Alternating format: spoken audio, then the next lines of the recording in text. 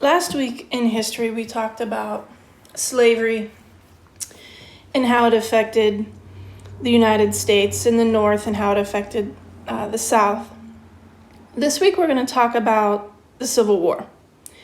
Now, in this video, we're just going to hit highlights. Okay, we're not going to talk about battles yet or anything like that. All we're going to talk about are the causes of the Civil War. Why did the United States go to war with itself? Okay. The Civil War was fought from 1861 to 1865. There were over 650,000 men killed in this battle. It's the deadliest war the U.S. has ever been in. The South was completely devastated. After the Civil War was over, the United States had to go down to the South and physically and economically rebuild the South. It's called Reconstruction. And basically the Civil War was the North versus the South. If you look at the map here, you've got the Union states, which are the North. Okay, so all of these states right in here. Okay, and that one, and then over here. Those were considered the northern states. They were the Union. The Confederate states, or the South, okay, these were the dark ones down in here. Then what's left are these territories out here. They weren't yet states at the start of the Civil War, and we just had them as territories.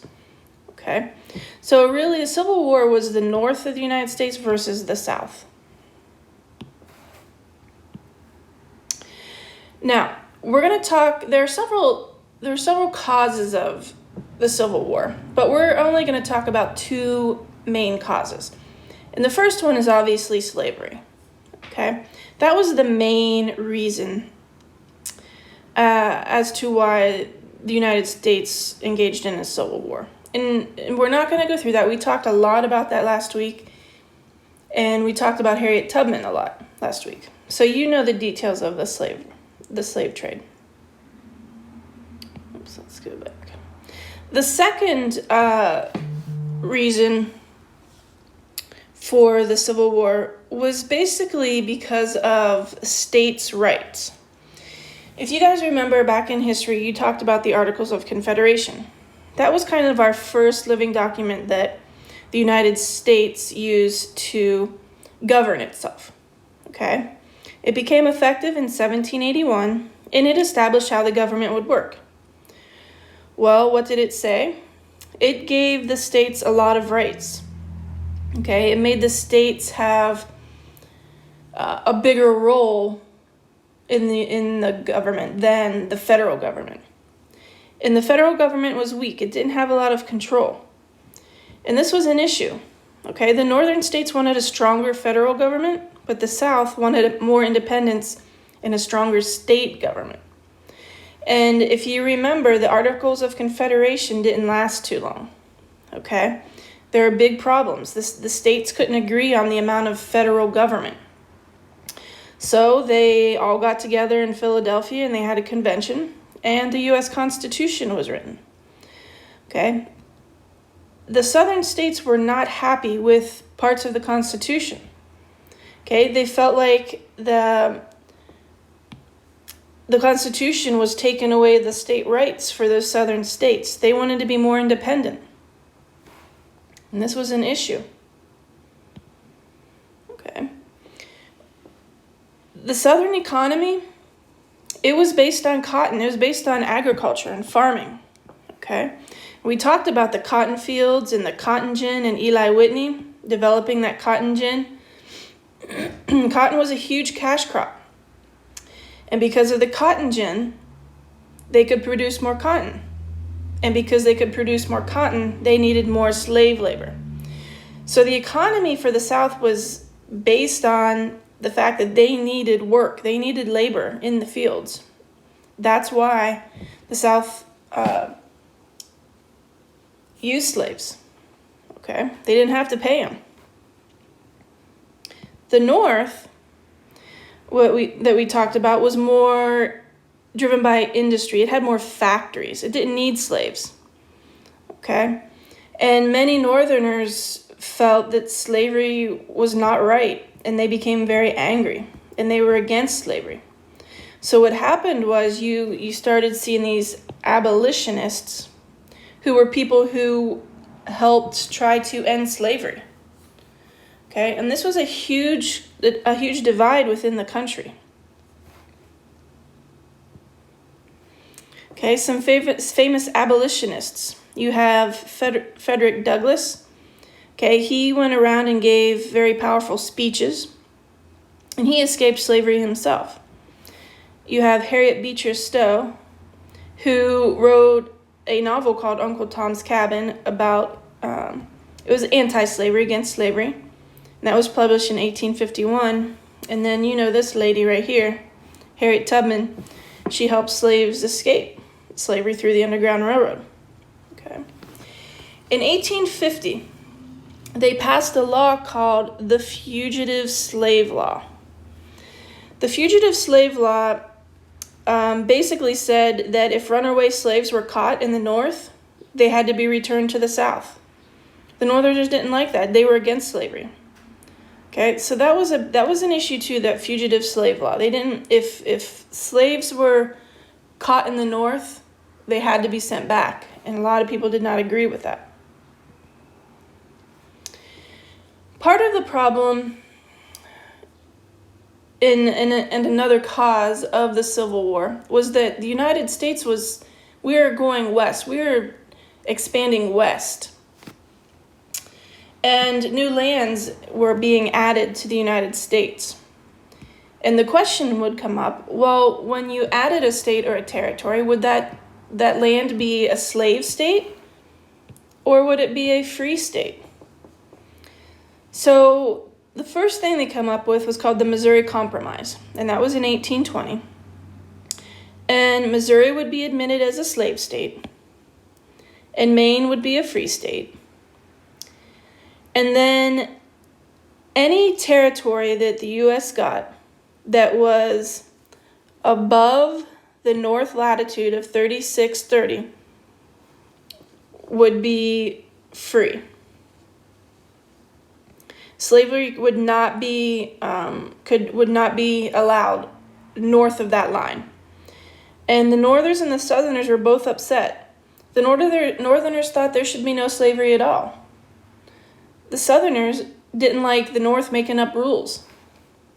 So here's a map, and you can see this line right here. Okay. Anything above this line would be free. Any new territory below this would be a slave state. Okay. So you can kind of see right there, it's divided that line. Now again, neither the North or the South were happy about this. So about 34 years later, people were like, well, forget the Missouri Compromise. This is what we want to do now. If a new state comes in or a new territory comes in, we're just going to have the people vote. If more people wanted slavery, then that state will become a slave state. If more people wanted it to be free, it would be a free state. Well, this kind of overturned or did away with the Missouri Compromise. And what happened was both people who were for slavery and against slavery kind of rushed to Kansas to vote, and fighting broke out. And this was really kind of the edge of the Civil War right there. There's a really important U.S. Supreme Court case during this time that had a lot of implications for slaves.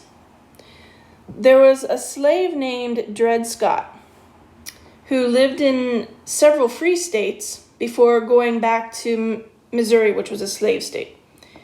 And he sued for his freedom because he was living as a free man in the northern states. And when he came back to Missouri, he didn't feel that he should have to be a slave, that living in a free state allowed him to be free. So he sued, and it went all the way to the Supreme Court. And then in 1857, now remember, the Civil War started in 1861. So we're about 4 years out. The Supreme Court said that any slave was property, and therefore property didn't have any rights. And a free African American was not a U.S. citizen, therefore could not sue. So they're basically saying he can't even sue to become free. He's property. It says a slave cannot become free by traveling to a free state or territory, and that Congress can't prohibit slavery from expanding west. So this was a huge blow to the North and to the slaves who wanted their freedom. In the 1950s, the Republican Party came about. These aren't the Republicans of today. But this was a new party, and this is what they called themselves, the Republicans. They opposed slavery, and the person that they put up for the president was this man right here, Abraham Lincoln. So Abraham Lincoln was really the first Republican candidate. Many Southerners felt that he was against slavery, and they wouldn't even put Lincoln on the ballot in the southern states. So a lot of people didn't even vote for him in the South. He wasn't on the ballot. But he still won, as we know. And that really upset the southern states because they felt that he was a threat to them. So in 1860, we have our very first state, South Carolina. They decided to secede. What that means is leave. They're going to leave the United States. Then after that, Mississippi, Texas, Louisiana, Alabama, Georgia, Florida all left. And they became the Confederate States of America. And that was formed in February of 1861. Okay? So basically now you have the Union, the North, who are still considered the United States, but then you have this group of southern states that left the United States and became their own confederacy, their own country, sort of. Well, in 1861, the Union soldiers actually controlled a fort, Fort Sumter in South Carolina. South Carolina is right here. It's a Confederate state, but the Union had control. And Lincoln was sending supplies, but the Confederate forces were blocking those supplies. And eventually the Confederate forces fired on Fort Sumter. And that is when the U.S. Civil War began. And again, you can see the darker states down here. These were the Confederate states, and these were the Union states. And these two battled back and forth. Okay, so those were the causes of the Civil War. Basically, slavery,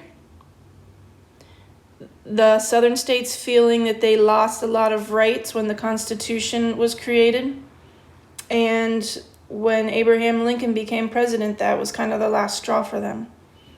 Okay, so this is what we're going to spend our week talking about, and next week we'll start talking about specific things in the Civil War.